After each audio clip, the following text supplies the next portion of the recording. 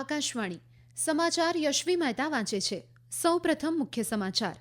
ભારત અને કતારે વેપાર, ઉર્જા, રોકાણ, નવીનતા અને ટેકનોલોજી સહિતના ક્ષેત્રમાં વ્યૂહાત્મક ભાગીદારી આગળ વધારવાનો નિર્ણય કર્યો.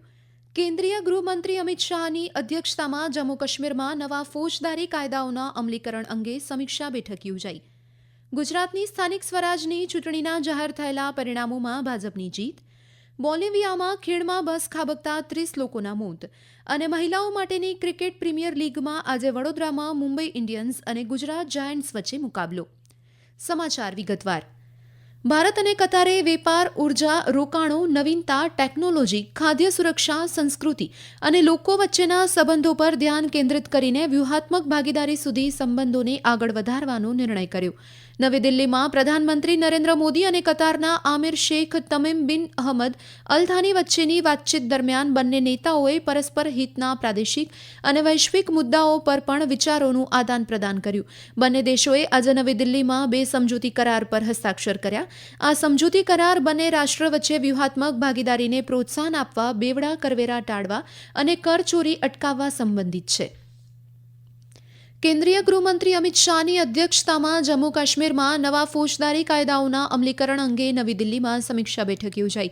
બેઠકમાં જમ્મુ કાશ્મીરના ઉપરાજ્યપાલ મનોજ સિન્હા, મુખ્યમંત્રી ઓમર અબ્દુલ્લા અને વરિષ્ઠ અધિકારી ઉપસ્થિત રહ્યા. બેઠકમાં જમ્મુ કાશ્મીરમાં પોલીસ, જેલ, કાર્યવાહી અને ન્યાય સહાયક સંબંધિત વિવિધ નવી જોગવાઈના અમલીકરણ અને વર્તમાન સ્થિતિની સમીક્ષા કરાઈ. બેઠક બાદ મુખ્યમંત્રી ઓમર અબ્દુલ્લાએ આ મુજબ માહિતી આપી હતી. क्योंकि ये नए कानून हैं और कानून का लागू करना एक तरफ, कानून की जानकारी भी लोगों को होनी चाहिए. कानून की जानकारी लोगों को ज्यादा हो, उसके लिए इलेक्टेड गवर्नमेंट को जो है थोड़ी सी पेशरफ्त और करनी होगी, चाहे यूनिवर्सिटीज के लेवल पे, हमारे कॉलेजेस के लेवल पे, सोशल या पॉलिटिकली असेंबली में, तो उस पर भी चर्चा हुई और जो हमें करना होगा हम कर लेंगे. ગુજરાતમાં 16મી ફેબ્રુઆરીએ યોજાયેલી જૂનાગઢ મહાનગરપાલિકા અને 66 નગરપાલિકા તેમજ 3 તાલુકા અને જિલ્લા પંચાયતની ચૂંટણીમાં ભાજપનો વિજય થયો છે. ભાજપે 60 જેટલી નગરપાલિકામાં જીત મેળવી છે, જ્યારે કોંગ્રેસને 1 અને સમાજવાદી પાર્ટીને 2 નગરપાલિકામાં વિજય મળ્યો છે. ત્યારે જીત બાદ યોજાયેલી પત્રકાર પરિષદમાં ગુજરાત ભાજપાના પ્રદેશ પ્રમુખ CR પાટીલે આ પરિણામોને મતદારોનો વિજય ગણાવ્યો હતો. 51 સીટો ગયા વખતે નગરપાલિકાની જે ભારતીય જનતા પાર્ટી પાસેથી આ વખતે 14નો વધારો થયો છે. 7 સીટો અમે ક્લિયર કટ જીત્યા છે અને 5 સીટોની અંદર જે કેટલાક અપક્ષ છે એમણે અમને ટેકો આપવા માટેને વાત કરી છે. એના આધારે અમે કુલ 65 નગરપાલિકા એ સંપૂર્ણપણે ત્યાં છે. જ્યારે કોંગ્રેસના ગુજરાતના પ્રદેશ અધ્યક્ષ શક્તિસિંહ ગોહિલે આ પરિણામોથી નિરાશ થયા નથી, પણ વધુ મહેનત કરવાની જરૂરિયાત હોવાનું જણાવ્યું હતું. અમારા માટે આ ચૂંટણીના પરિણામો નિરાશ થવા જેવા નથી. 2018 સાથે નગરપાલિકાઓમાં સરખામણી કરીએ તો અનેક નગરપાલિકાઓમાં અમારી સીટો ઘણી વધી છે. કેટલીક જગ્યાએ જ્યાં ગયા વખતે પણ અમે ખૂબ નબળા હતા, ત્યાં આજે પણ નબળા રહ્યા છે. જૂનાગઢ મહાનગરપાલિકાની ચૂંટણીમાં પણ ભાજપે 60માંથી 48 બેઠક મેળવીને જૂનાગઢ મહાનગરપાલિકામાં ફરી વખત સત્તા હાંસલ કરી છે.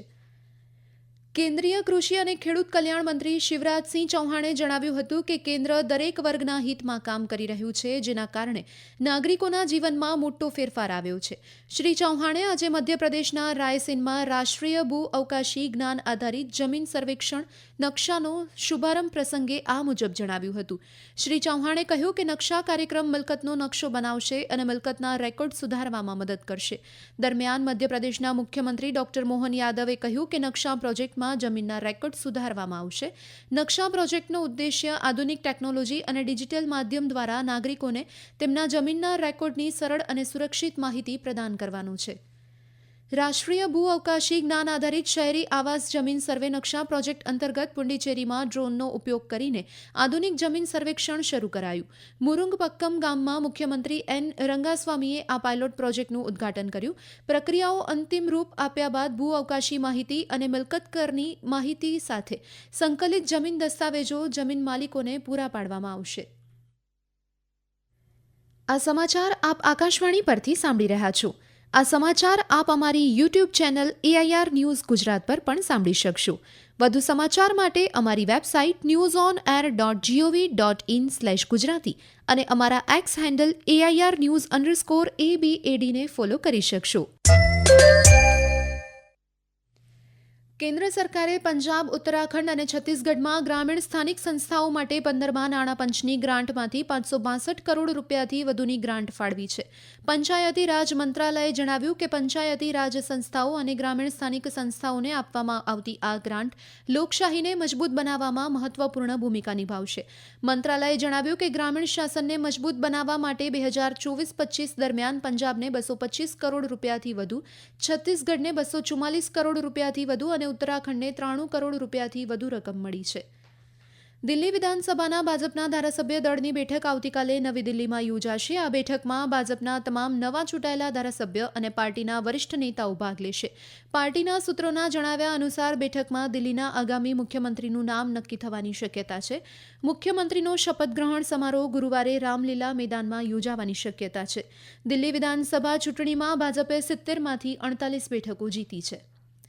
લઘુમતી બાબતોના મંત્રી કિરણ રિજિજુએ આજે જામિયા મિલિયા ઇસ્લામિયા વિશ્વવિદ્યાલય ખાતે હજ યાત્રાળુઓ માટે આયોજિત ફિટનેસ જાગૃતિ કાર્યક્રમમાં ભાગ લીધો. દરમિયાન શ્રી રિજિજુ હજ યાત્રીઓ સાથે પદયાત્રા કરીને તેમને મક્કા અને મદીનાની યાત્રા માટે શુભકામનાઓ પાઠવી. મીડિયા સાથે વાત કરતા શ્રી રિજિજુએ કહ્યું, સરકાર હજ યાત્રાળુઓ માટે વિવિધ સુવિધાઓ પૂરી પાડી રહી છે. जो भी हज के लिए सिलेक्शन हुए हैं सबका फिजिकली मेंटली हर चीज से फिट रहे ताकि अपना हज यात्रा पूरा करके आ सके. इसके लिए दिल्ली हज कमेटी और उनके चेयरपर्सन कौसर जहां जी और पूरे टीम ने बहुत अच्छा से ये अरेंजमेंट किया है. સેન્ટ્રલ બ્યુરો ઓફ ઇન્વેસ્ટિગેશન CBIએ 2021થી જર્મન નાગરિકોને નિશાન બનાવી રહેલા સાયબર ક્રાઇમ નેટવર્કને ખતમ કરવા કાર્યવાહી કરી છે. આ સંદર્ભમાં CBIએ 14થી 17 ફેબ્રુઆરી દરમિયાન દિલ્હી, કોલકાતા અને સિલિગુડીમાં 6 સ્થળોએ દરોડા પાડ્યા હતા. જર્મન અધિકારીઓ સાથે ગાઢ સંકલનમાં ચાલી રહેલા ઓપરેશન ચક્ર 4ના ભાગરૂપે આ કાર્યવાહી કરાઈ હતી. દરોડા દરમિયાન એજન્સીએ સિલિગુડીમાં એક આરોપીની ધરપકડ કરી. દરોડામાં 7 મોબાઈલ ફોન, 1 લેપટોપ અને ગુનાહિત દસ્તાવેજો જપ્ત કરવામાં આવ્યા. CBIએ પશ્ચિમ બંગાળના દાર્જિલિંગમાં આરોપી દ્વારા સંચાલિત ગેરકાયદેસર કોલ સેન્ટર પણ શોધી કાઢ્યું હતું. આ દરમિયાન ડિજિટલ પુરાવા ધરાવતી કોમ્પ્યુટર સિસ્ટમની 24 હાર્ડ ડિસ્ક જપ્ત કરાઈ હતી. મહારાષ્ટ્ર મંત્રીમંડળે આજે નાર્કોટિક્સ વિરોધી ટાસ્ક ફોર્સમાં 346 નવા પદ અને 6ઠ્ઠા રાજ્ય નાણાં પંચની સ્થાપનાને મંજૂરી આપી છે. મંત્રીમંડળે સાંગલી જિલ્લામાં મહેસાલ લિફ્ટ સિંચાઈ યોજનાની ઉર્જા કાર્યક્ષમતા સુધારવા માટે 1594 કરોડ રૂપિયાના સૌર ઉર્જા પ્રોજેક્ટને મંજૂરી આપી.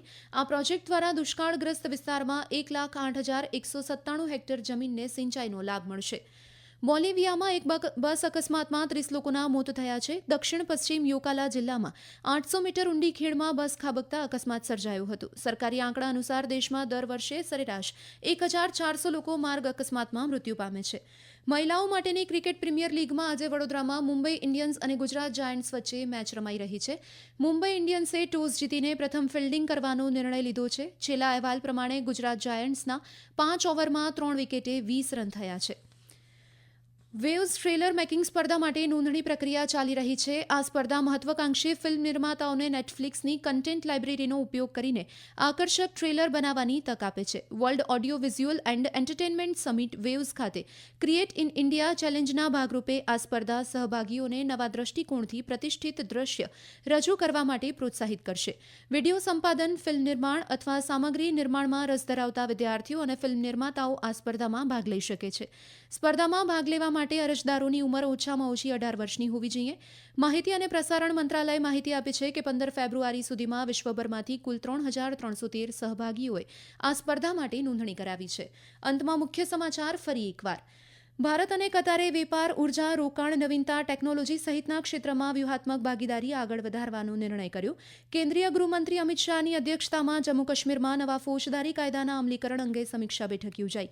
ગુજરાતની સ્થાનિક સ્વરાજ્યની ચૂંટણીના જાહેર થયેલા પરિણામોમાં ભાજપની જીત. બોલિવિયામાં ખીણમાં બસ ખાબકતા 30 લોકોના મોત અને મહિલાઓ માટેની ક્રિકેટ પ્રીમિયર લીગમાં આજે વડોદરામાં મુંબઈ ઇન્ડિયન્સ અને ગુજરાત જાયન્ટ્સ વચ્ચે મુકાબલો.